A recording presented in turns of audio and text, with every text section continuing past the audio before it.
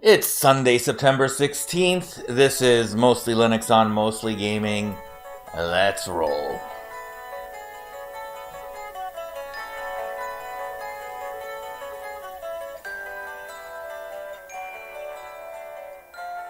And welcome back to episode number 0.25 of Mostly Linux on Mostly Gaming. Thank you for being with us this Sunday morning or whenever you may be listening or watching to this. In any case, first of all, I want to welcome a lot of new listeners that have joined the podcast. Thank you very much. I think a bunch of you guys probably joined following the announcement last week of the Toronto Overwatch League franchise that I am involved with as a founder. And thank you. You're, of course, all welcome aboard. This is not an Overwatch League podcast. Kind of off the top. You're not going to hear about rumors about players or names or that kind of thing on this podcast. If you want to hear that kind of stuff, I would follow at Toronto Owl, OWL. That is the placeholder name for our Toronto team's Twitter feed, or for the business side, you can follow Overactive Media at Overactive Media. That is more the corporate side, let's say. So off the top, you're welcome to listen. This is not an Overwatch League podcast, though. But you know what this is a Mostly Linux on Mostly Gaming podcast. And if you are interested in gaming, which I assume you are, because that's why you follow Overwatch, but you're also interested in technology, a little bit off the left curve of the road, let's say, beyond the beaten path, then, this is a good place to listen to it because we cover all sorts of technology type stories, with a Linux bent, with a gaming bent, but not exclusively each side. And we touch on a bunch of different technologies. The podcast is run by myself. My name is Adam Adamu. You can follow me personally on at Grazen, Grazen. That's my personal Twitter feed. The feed for this podcast is, of course, mostly _Linux. Assisting me in the production box is at _macrodude_, which I'm never going to say again because that is kind of a ridiculous Twitter handle. That's my son who does the production work in the background and mixes this and puts it all together. So that's who we are. That's what we do. Thank you for joining us. This week, our non-sponsored video is going to be Call of Duty Black Ops 4 Blackout Battle Royale, which has basically a free beta this weekend across PS4, PC, I believe on the Xbox as well, though don't hold me to the last one. I've been playing it both on PS4 and on PC. My Battle.net account name is Grazen, so Grazen, if you want to look me up. On PS4, it's Grazen, but with two N's. And the reason it's got two N's is because the first Grazen account was lost somehow, but if you know anything about the PlayStation 4, it's got a ridiculous naming system where you cannot change your name, and anyway, it's just ridiculous. So it's Grazen with two N's, if you want to look me up on the PlayStation 4, and on Xbox, I believe it's Grazen as well with one N. So PlayStation, so Battle Royale, the Blackout BR is out. It is getting tremendous reviews. I have thoroughly enjoyed it. It is going to be big. It will be interesting to see, how it competes as a $60 US game. $80 Canadian against Fortnite, which is free, and PUBG, which is like $40 or whatever. But this is Call of Duty. This is one of the world's biggest franchises. The previews for it have been amazing. You know, Nvidia, sorry, not Nvidia, Ninja's been playing it. Dr. Disrespect's been playing it. Like, it's really moved a bunch of the people over there. It's a lot of fun. It's very PUBG-like, if you know PlayerUnknown's Battleground. It's got some, you know, some kind of crazy stuff in there as well, with ray guns and zombies and that kind of thing. So it really, I think it's really a worthy addition to the Battle Royale genre. So we're featuring typical gamer up here, COD Black Ops 4 Blackout Battle Royale. So we're just going to play that up there for those of you with a lazy eye, and we'll keep that in the background throughout the podcast. So just a heads up, we are changing the flow of the program. We're gonna start off with small talk up at the top, which we're doing right now, and then we're going to go into the focus on topic next. Usually we kept that at the end of the podcast. Today's focus on topic is venture capital. So you want to be a VC. And then we're going to go into the news feed and then our discovery queue. And that's it. We're going to try, this may go a little longer because of the preamble that I'm doing right now, but we really, really want to keep this to an hour typically. We'll be back in 10 seconds.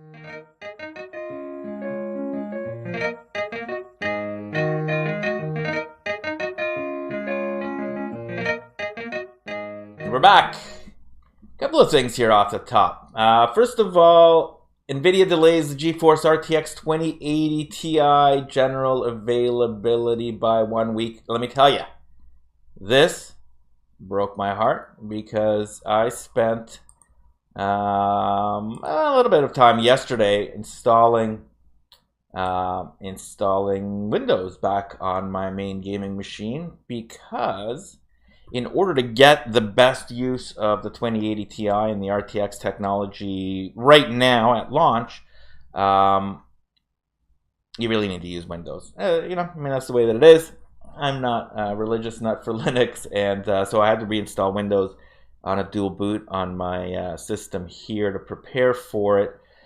And I figured it was coming next week, so the timing was good, but unfortunately it looks like it has been delayed by 1 week. So according to a release from Nvidia, RTX 2080 Ti general availability is shifted to September 27th, a 1 week delay.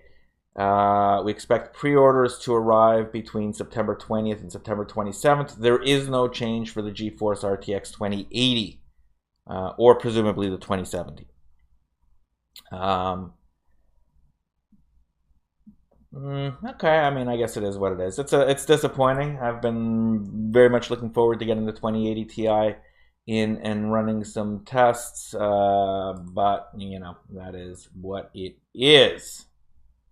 So we go from bad news to some good news here. Linux Academy has announced the acquisition of Jupiter Broadcasting, and I heard this on Linux Unplugged's last episode. And I think this is terrific news. I think, first of all, as a guy that does M&A, I don't know the price or the terms or the details or any of that stuff. But in principle, this is a great acquisition. This is a great acquisition for both sides.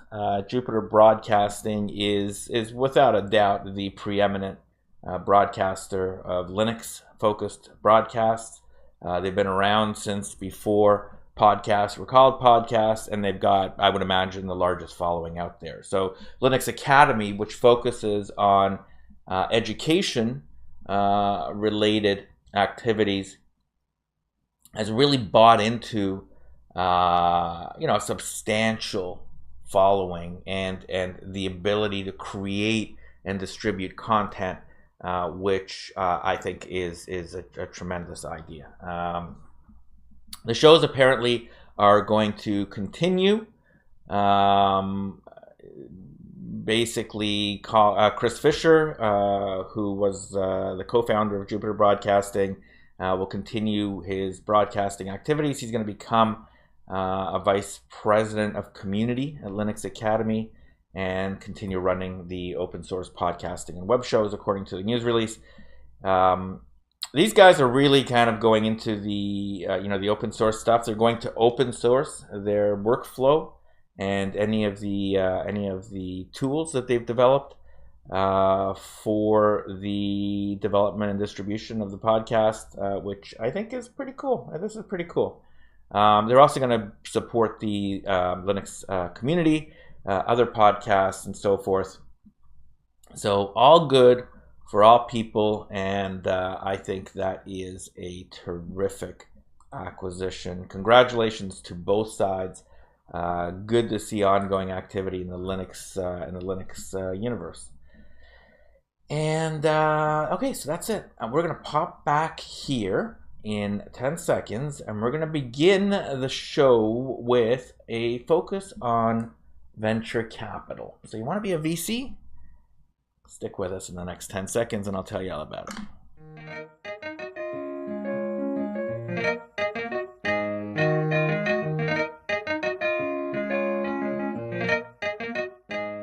And we're back with our focus topic. So you want to be a VC? Well, you've come to the right spot. My background is in venture capital, going back, well, not quite 30 years, but let's say 1991 was when I got my first job in the venture capital industry. So that goes back quite a while. And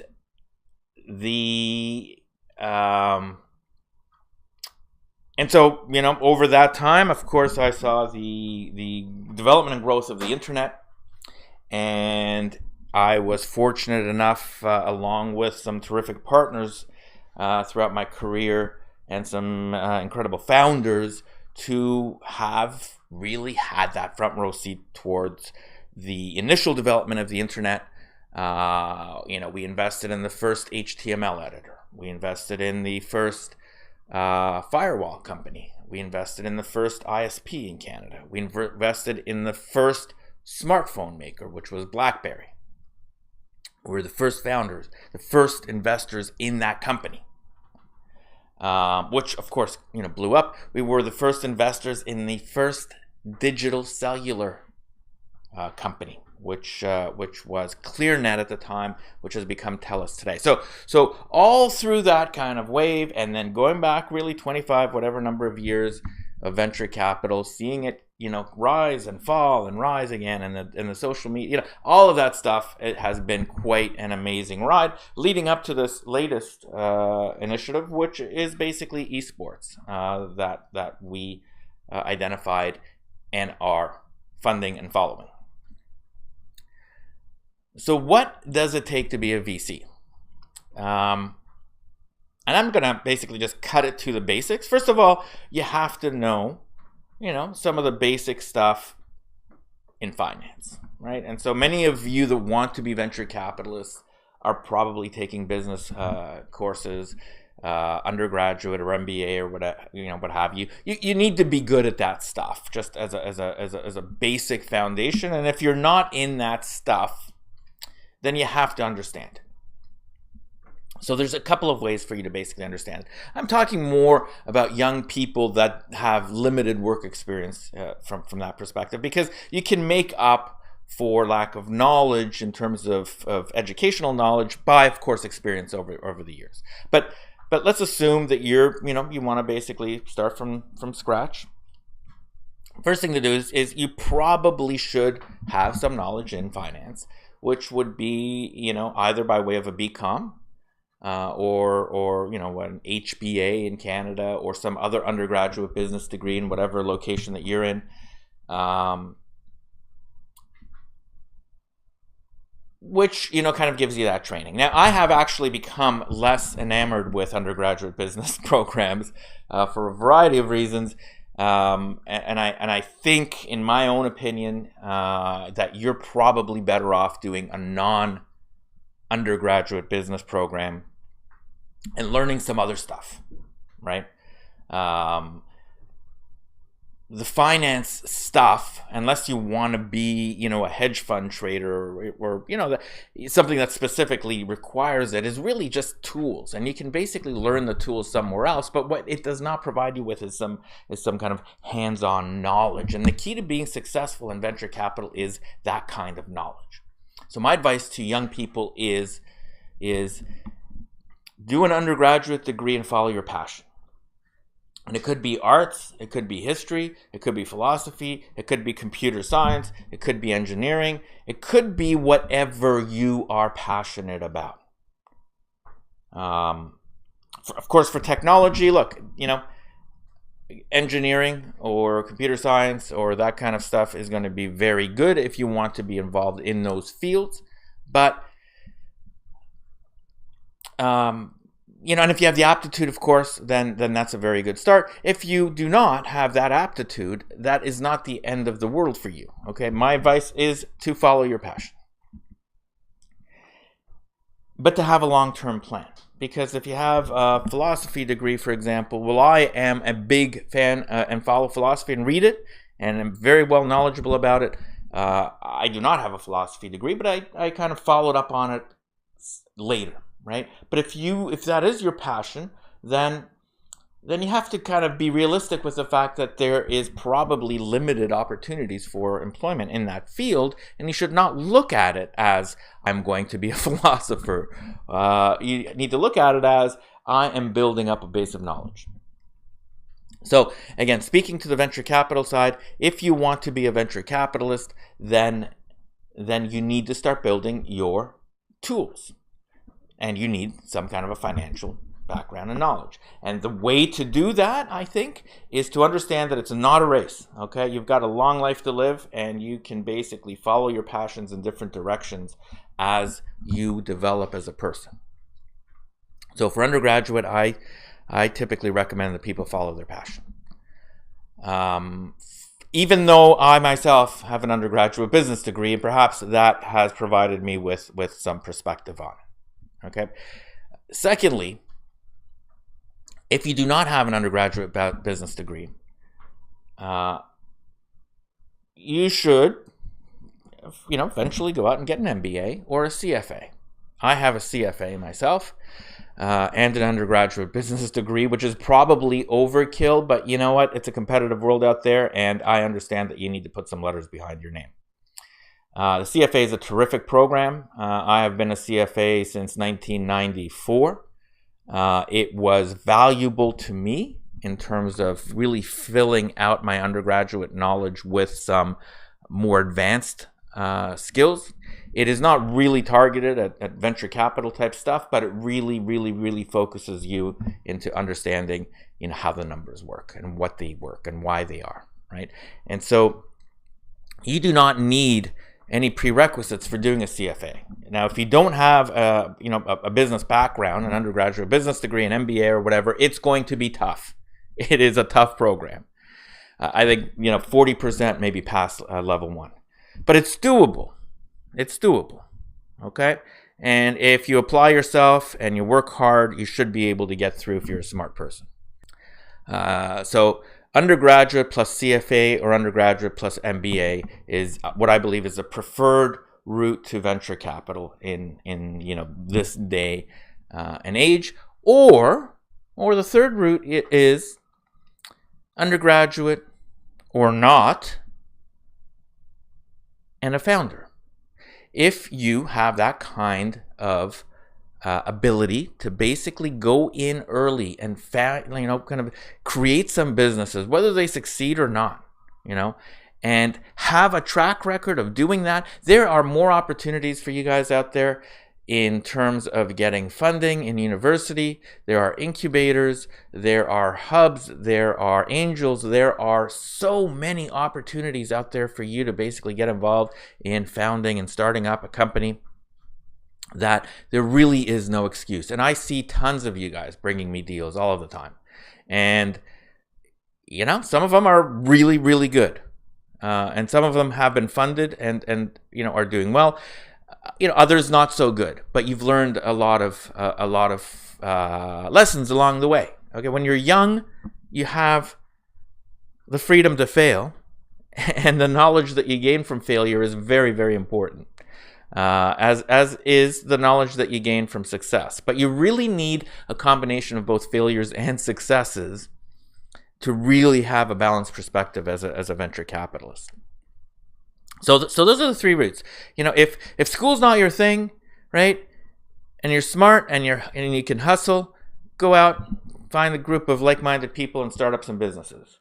If school is your thing, follow your passion as an undergraduate, and then combine that with a CFA and an MBA. And that is the way that I would basically look at it from the beginning. So now let's say that you are, wherever you are, or maybe you're already a venture capitalist and a young venture capitalist, and you're trying to figure out, how do I become successful in this? And look, I am not saying that I'm the world's smartest person, world's most successful venture capitalist. I think I've had a good string of investments and a good string of being ahead of the curve over the last 25, 26, 27 years. And I think the secret behind that is you need to live the tech. And by that, I mean you need to live the technology that you want to be an investor in. You can't, leave it as a side job and think that venture capital opportunities are basically modeling, discounted cash flows. Venture capital is living and breathing the industries that you are interested in. And if you're not willing to do that, then you're not going to be a good venture capitalist. You may be an average one, or you may be a lucky one, but you're not going to be good in terms of your skills. And by this I mean, you need to be passionate about what you are doing, and you need to live it. So let me give you a couple of examples. The first one, I'll go back to the 1990s, okay, when I invested in research in motion. So during that era, I had graduated from university at the wonderful University of Toronto's Bachelor of Commerce program, which I think is a terrific program, in that it teaches you theory rather than practice. And every kid now wants to learn, the practice rather than the theory. And my view is you're going to get a lot of time in your career to learn the practice, okay? Having a good grounding in the theory is incredibly important. CFA does that for you too. In any case, I was a nerd, in the Gen X kind of fashion, right? So I was a nerd in the sense that, look, I went out on weekends, I had a girlfriend, I did, all the kind of stuff that the cool kids did, but at the same time, I had an Apple Newton. I had a CompuServe account. I would go onto bulletin boards and take a look and see what was happening. I had, an Atari 130XE somewhere in the background that I disassembled to take a look and see how it ran. And I started to code programs. In high school, I developed a little game that I remember taking to my brother after a lot of work and showing it to him and saying, here's this game I developed. And I think it was like a little kind of Radio Shack or Tandy computer at the time. And he kind of looked at it and said, yeah, it sucks. Right? But I did that because I was passionate about computers and technology. And I wanted to be involved in understanding how this stuff worked. And so I lived it. And so when I got a job as a venture capital guy, as an associate in 1991, I knew this stuff. Like, I knew the community. I knew what was happening. I knew what was hot. And when I saw a business plan for this company that had this SGML, structured generalized markup language, and they were talking about these new developments in this hypertext markup language, and this internet thing, was going to basically be really big, and that evolved into the world's first HTML editor. I knew that thing was going to be big. Okay? And that wherever and however the technology would develop, this was a good opportunity. And that was probably my first big win in terms of as a venture capitalist. But then when I saw the firewall stuff, I knew that in order to basically get this internet stuff distributed widely, you needed to have security in the business, in the business side of it. And these guys were one of the top rated firewall companies. It was called Border Networks, and it was acquired by Secure Computing, which was acquired in turn by McAfee, which was acquired in turn by Intel. And we did pretty well on that one, actually. But you needed to live the stuff so that when you see these guys talking about firewalls, you know that that is something that has to evolve if your long-term view on the internet is going to happen. When Jim Balsley came to see me about his opportunity for a smartphone, I had an Apple Newton on my desk. I was already into it. Like, I had to kind of be in the zone to understand why the idea that I could have something strapped to my hip that could send me an email wherever I was wirelessly was incredibly powerful.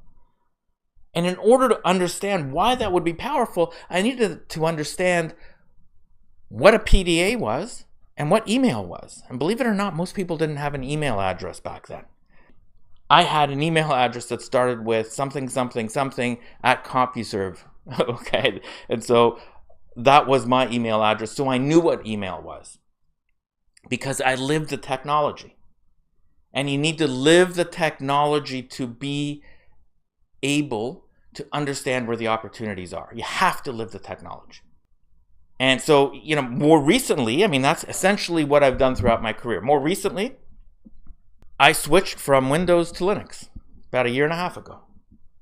And the reason I switched from Windows to Linux, aside from all of the good reasons as to why Linux is better than Windows, was that is where the opportunities are going. The Linux ecosystem, with the acquisitions of some of these, Linux platforms, and the installation, the fact that all of the web servers are running them, all of the best technologies today are wrapped around Linux, from artificial intelligence to quantum computing, to things like Kubernetes, to even package managers, okay? All of the cool technologies are tied to Linux.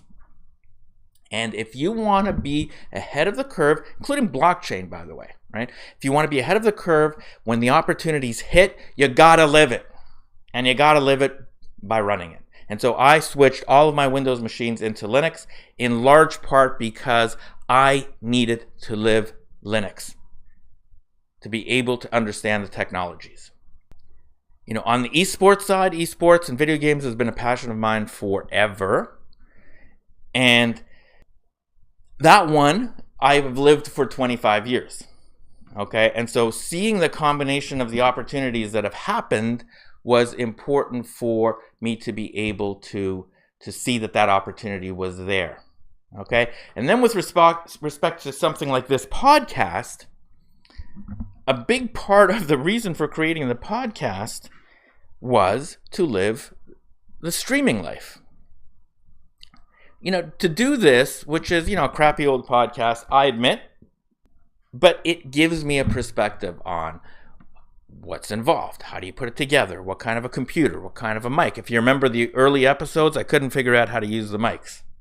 Okay, now I know how to use the mics. How do you mix it? What are the technologies for putting it all together? How do you distribute it? How do you get users? How much does it cost? Right? What are the different ways for increasing your viewer user base? Right? And I am by no means never going to be a podcast content creation expert. I have met so many people that know so much more about this than I do that it makes me feel completely uninformed. But I know the stuff now because I'm living it. Okay? And creating and distributing content will be a big thing. It already is, but it's getting bigger. And podcasts are big. And they're getting bigger. And Twitch is big. And YouTube is big, of course. And so through this mostly Linux side, we have basically gone through all of those areas. And, like I said, my shows aren't good in terms of the production value. Apologies to William. But you know what? I probably haven't given you the resources to basically really put this together perfectly. And we're doing this kind of part-time anyway, right? But I'll tell you something. Macro Dude has learned a lot as well. But anyway, the point being, of course, is you have to live it. You have to live whatever the technology that you want to invest in is. And that could be pharmacare, that could be technology, that could be wireless, that could be whatever. You need to live it.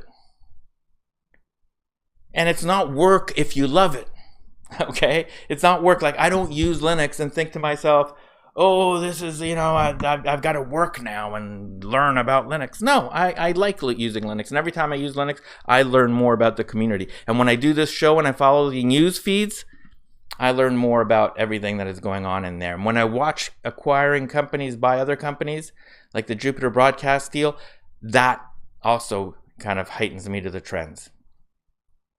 So you need to live it. And I think that is, I guess, the best advice that I could give you, okay? From the time that you basically, are graduating high school and thinking about what to do next to the time that you basically have a job in venture capital and are trying to figure out how to be good at it, that is my advice. Live it. Learn the fundamentals. And I guess finally, I would just say networking is, of course, very important. You got to get the deal flow. The deal flow is something, though, that as a young person is going to come to you. But your objective is to, of course, network enough so that the best deals come to you first. But we'll leave that for some kind of advanced lesson down the road. And that's our focus on topic. Holy crap, we've gone over our 1 hour limit almost already. So I'm going to figure out how we're going to keep this short. So join me in 10 seconds and let's figure out what we're going to do with the rest of this episode.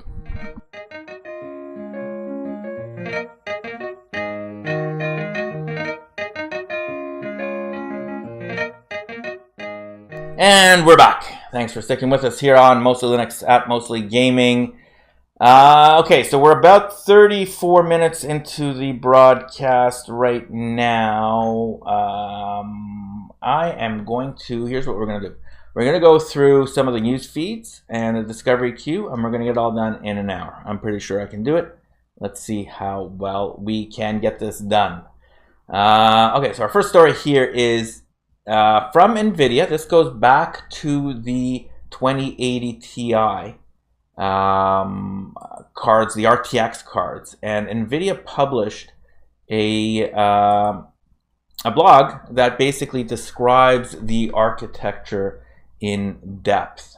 We've got the link in the show notes. The article is Nvidia Turing Architecture in Depth.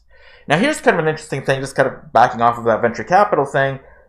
I've been following this stuff and I'm watching what Nvidia is doing. And my view right now is that this ray tracing stuff is going to be big, big, big.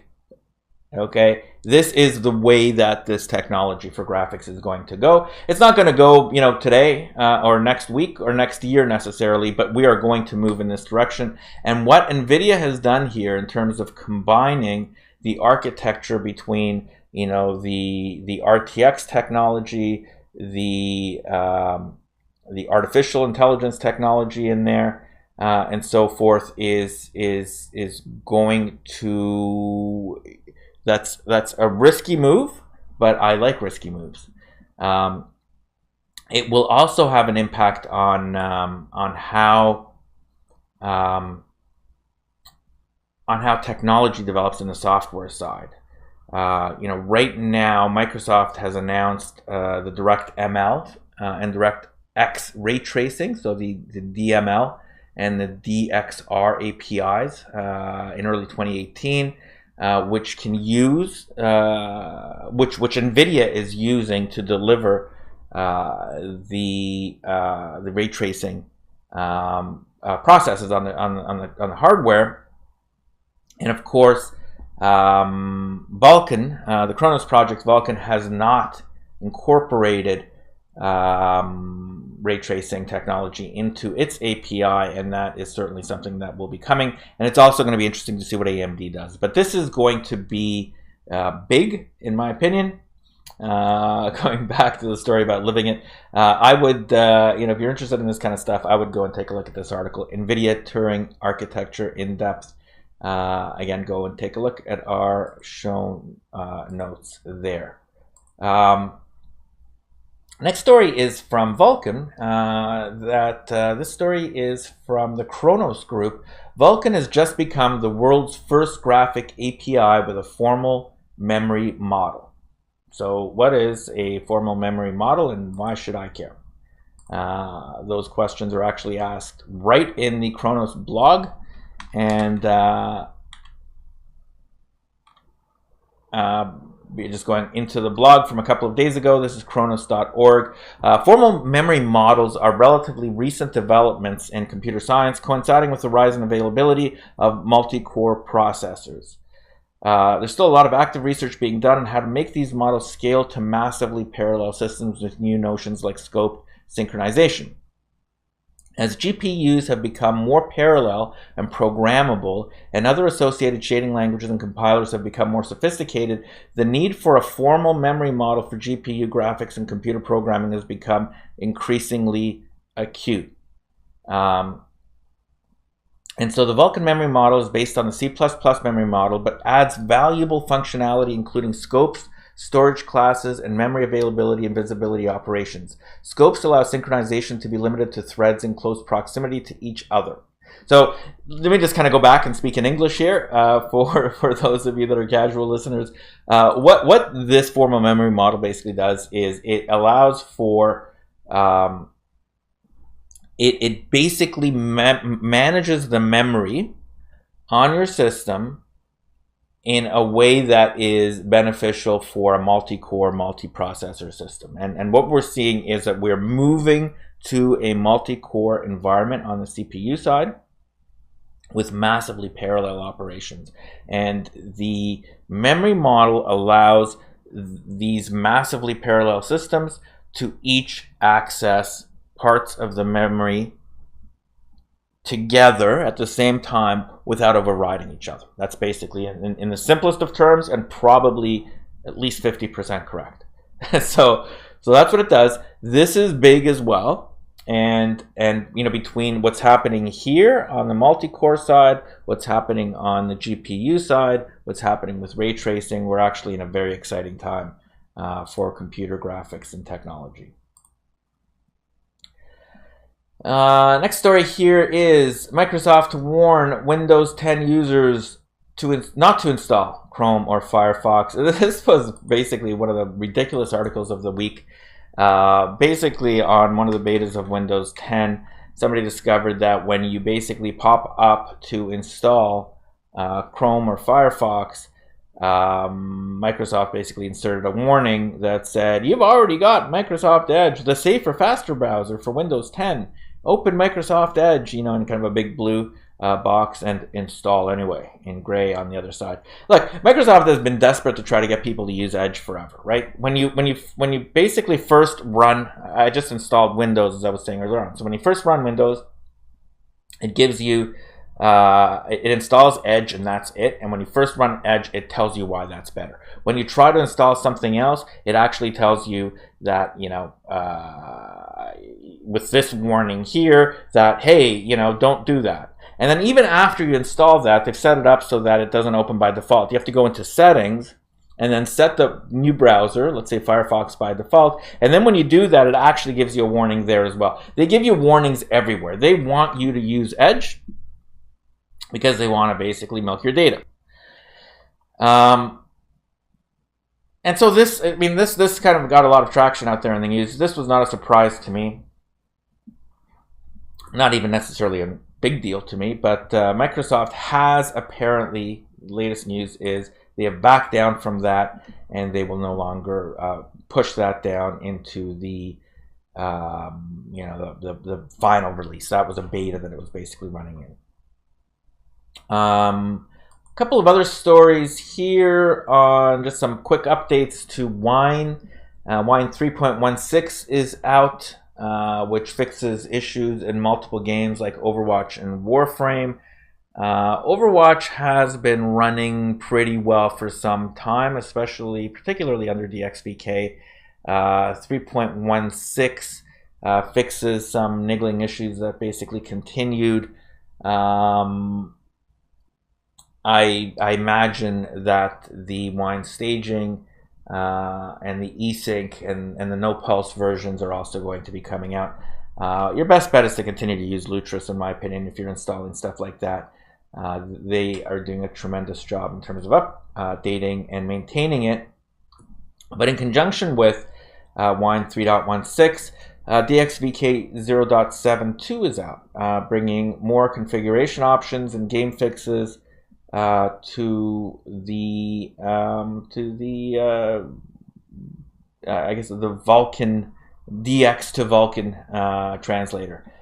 This is not yet in Proton, so if you're running your Linux, your Windows games via Proton, DXVK 0.72 is not available yet, but it should be coming out in the next little while. One of the fixes that is meaningful to me is it basically fixes some problems with Nvidia graphics cards on Dragon Quest 11. I've been running that in Linux. Yeah, it runs well, but there is a problem in there that apparently DXVK 0.72 is fixing. And that is our news feed. Remember, the notes for all of these and the links are all included in the show notes, so go back there and take a look when you have a chance. And we'll be back in 10 seconds with our Discovery Queue.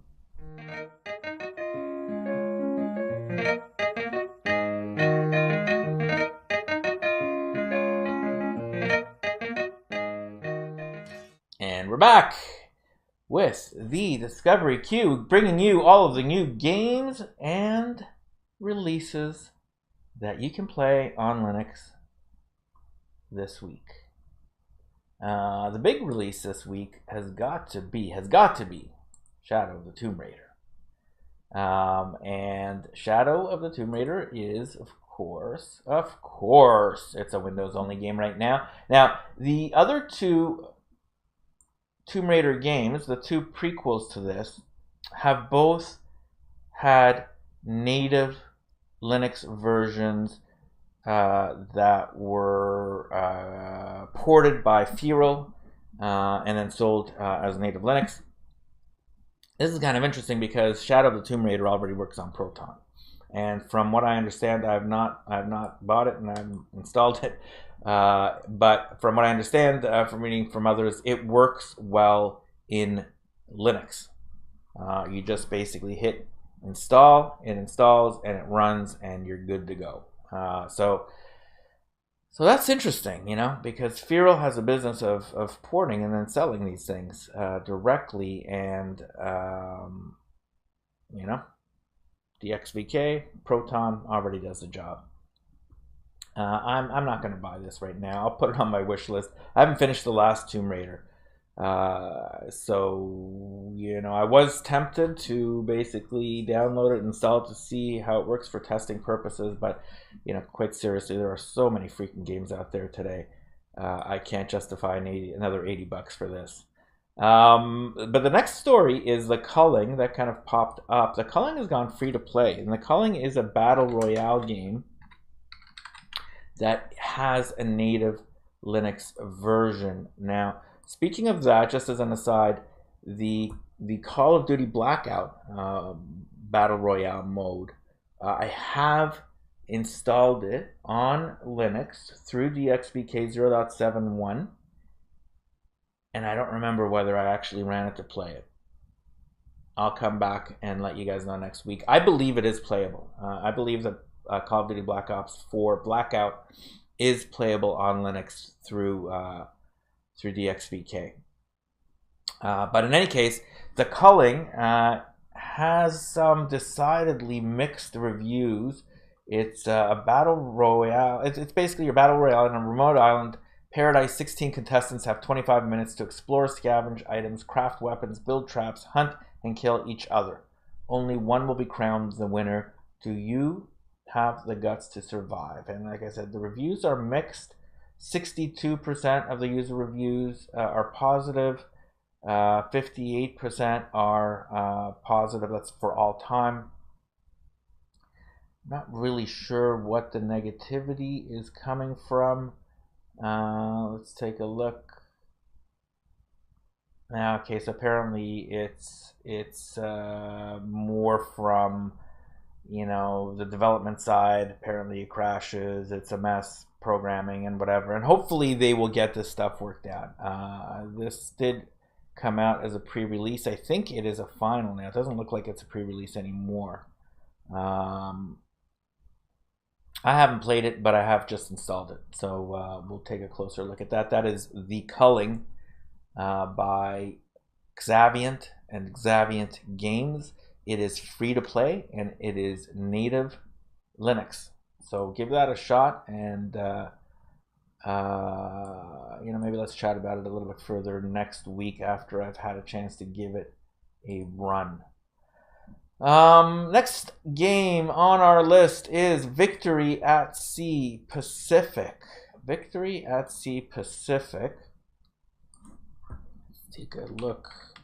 Victory at Sea Pacific. This is a $41 game. So legit, these guys think they got something here that you're willing to pay 41 bucks for. All right, let's run the trailer. This is Victory at Sea Pacific. Bear before us an ordeal of the most grievous kind. Bear before us many, many long months of struggle and of suffering.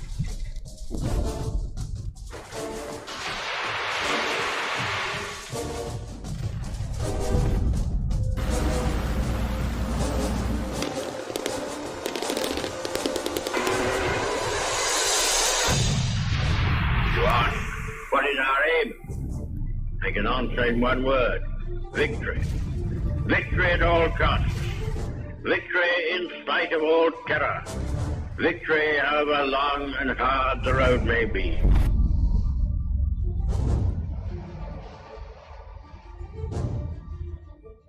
All right, I like that Winston Churchill voiceover in the back. So this is okay. So this is a legitimate game. Victory at Sea Pacific is the exciting game of naval RTS combat set during World War II, bringing an epic approach to real-time strategy wargaming, search and destroy enemy fleets across an open-world sandbox in a desperate attempt to change the course of history. The reviews are mixed. It's Evil Twin Artworks. Evil Twin Artworks is the publisher as well. It is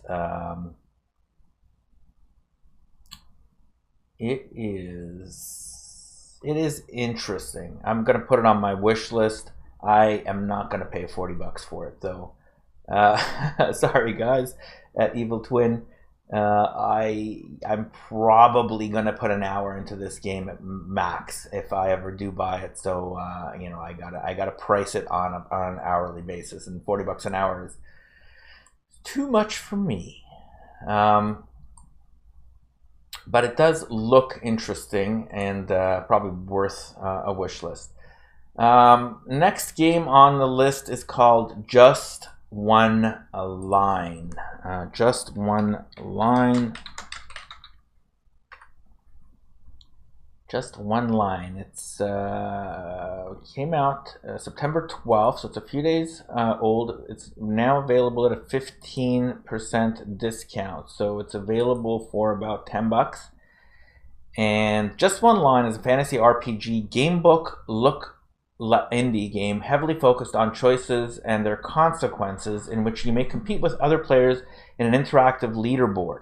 Create different adventures and embark on epic quests, unlocking new content for your next playthrough. Alright, so it's a little bit of a quirky kind of RPG type thing with some kind of a multiplayer component to it. Let's take a look at the trailer.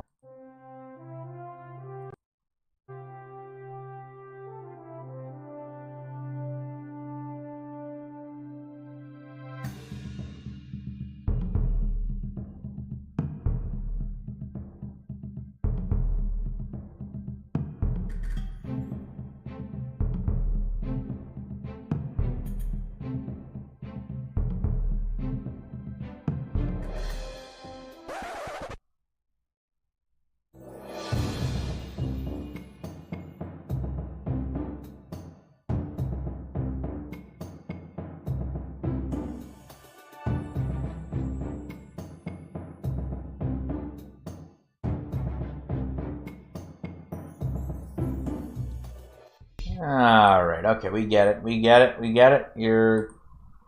You're basically creating, you know, a kind of pixely kind of graphics, probably Unity engine game that provides a lot of kind of customizability, and you're selling it for $10. So that's JOL Studios. I'm gonna add that to my wish list. Again, it's probably worth a look-see later on, just to kind of see, you know, how this thing is developing. This is the kind of game that if you're kind of on the right, at the right place at the right time, can become big.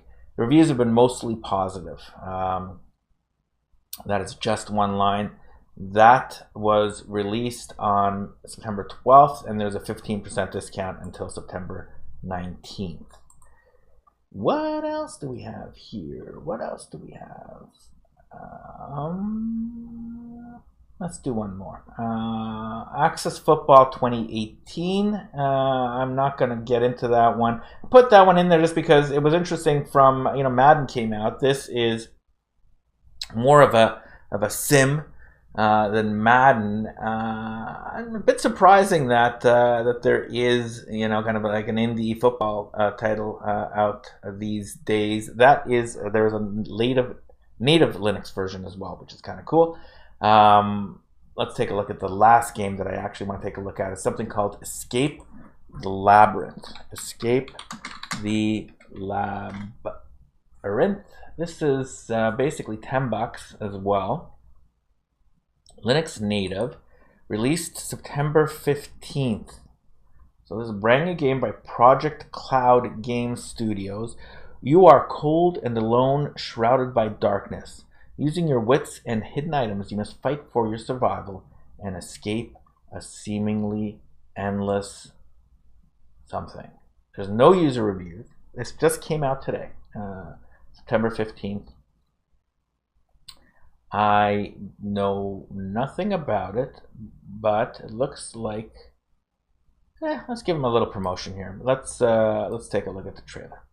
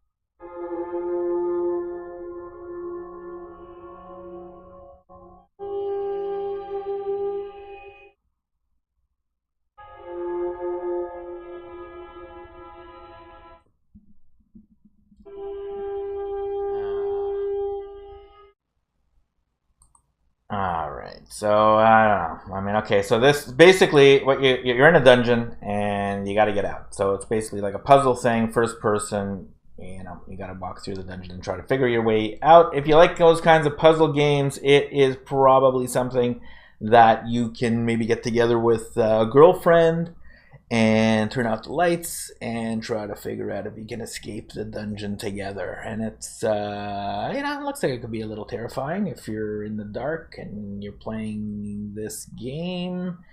I don't know if there's anything chasing you or anything, but it's not going to make my wish list, though. Not for me, but, you know, an interesting project by Project Cloud Game Studios. Good luck to them. And that's our Discovery Queue this week. I'm going to be back in 10 seconds to wrap up this show.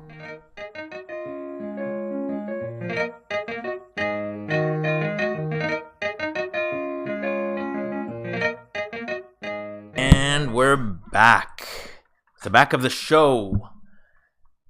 Thanks for sticking with it. You know, if you guys have made it to the end, you guys are the core fans. And I thank you very much for listening to this disaster of a show. We are available if you're basically following us through and don't know how to reach us. We are available on Twitter at Mostly Linux, mostly_Linux. We are on Twitch. We are on YouTube. We are on PeerTube. We are on Discord. We are on Telegram. We are on everything. If you want to subscribe to our podcast, audio podcast, go to mostlylinux.libsyn.com, libsyn.com. Links there for you to be able to subscribe through Apple Podcasts and whatever. If you're using some kind of like Android podcast, if you're using Stitcher, if you're using Google Play, if you're using Spotify, if you're using Dogcatcher, if you're using Podcatcher or SoundCloud or any of those other ones, just go and search for mostly_Linux or just Mostly Linux, or maybe just Mostly, and we'll probably come up in the list there. And then subscribe, and you'll get these disaster episodes delivered right into your podcaster every single week. And that's our show. And you know what? My recorder here says 59 minutes and 30 seconds, which means with some editing, it's probably going to come in well under an hour. So we did it. And thank you again for listening. Listen, buy somebody that you love something small this week. Not because there's any reason, but, just because. And here's the secret. It'll make you feel better than it makes them feel.